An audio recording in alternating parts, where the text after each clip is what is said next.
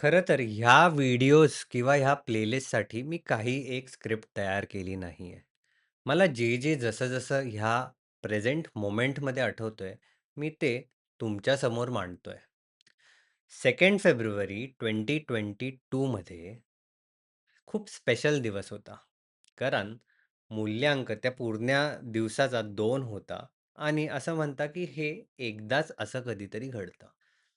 मी times स्क्वेअरमध्ये होतो आणि तिथे मला एक रशियन अकॉर्डियन प्लेयर भेटला.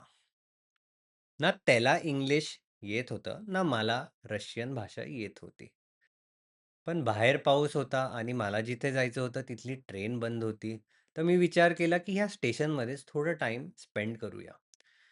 त्या अकॉर्डियन प्लेयरनी मला पाहिलं. त्यानी जवळ बोलावलं. त्यांनी विचारलं, "इंडिया?" मी म्हणालो, "येस, इंडिया." म्हणाला, "English?" "Yes, English." "No Russian?" "No Russian." मग त्याने विचारलं, "राज कपूर?" मी म्हणालो, "येस, राज कपूर." मला प्रतिप्रश्न केला, "बॉलिवूड?" मी म्हणालो, "येस, बॉलिवूड." आता आम्हाला भाषा येत नव्हती, पण त्यांनी त्यानंतर राज कपूरच्या पिक्चरमधलं एक गाणं मला वाजवून दाखवलं.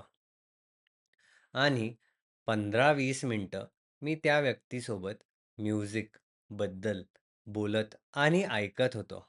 आमची कॉमन लँग्वेज म्युझिक असल्यामुळं भाषा ना रशियन ना इंग्लिश, पण एक नवीन भाषेत आम्ही संवाद साधत होतो.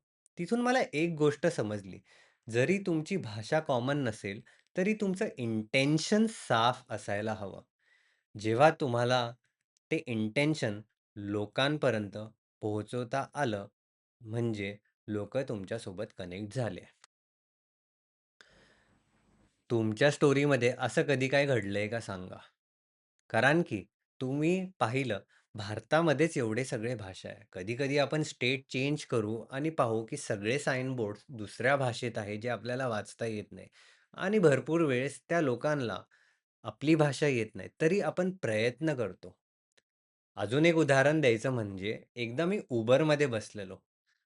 त्या वाल्याला इंग्लिश एवढी येत नव्हती आणि मला काय त्यांची लॅटिन भाषा तेव्हा एवढी काही येत नव्हती.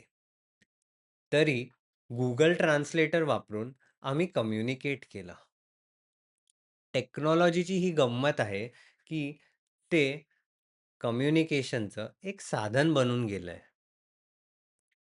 मला आठवतंय मी जेव्हा भारतात आलेलो, तेव्हा मी काही बिझनेसमॅनला भेटलो, जे लिटरली Googleवर ट्रान्सलेट करून दुसऱ्या देशाच्या व्यक्तीला त्यांच्या भाषामध्ये काहीतरी सर्व्हिस प्रोव्हाईड करताय. मला नवल वाटलं, की इथं शिक्षण नाही, पण आयडियाज आणि जुगाड एवढे आहे, की लोकांचं काम काही थांबत नाही. मी हे सगळे उदाहरण तर देतोय, पण ह्याच्या ऑपोझिट मी हे सुद्धा पाहिलंय, जेव्हा लोकं इंटरव्ह्यूच्या अगोदर जायला घाबरतात. एवढे घाबरतात, की त्यांनी आयुष्यभर इंग्लिश किंवा हिंदीमध्ये ते बोलले आहे, पण त्या अर्ध्या तासासाठी त्यांच्या तोंडातून शब्द नाही फुटत. जनरली हे होतं कशासाठी? आपण हे पाहूया पुढच्या व्हिडिओमध्ये.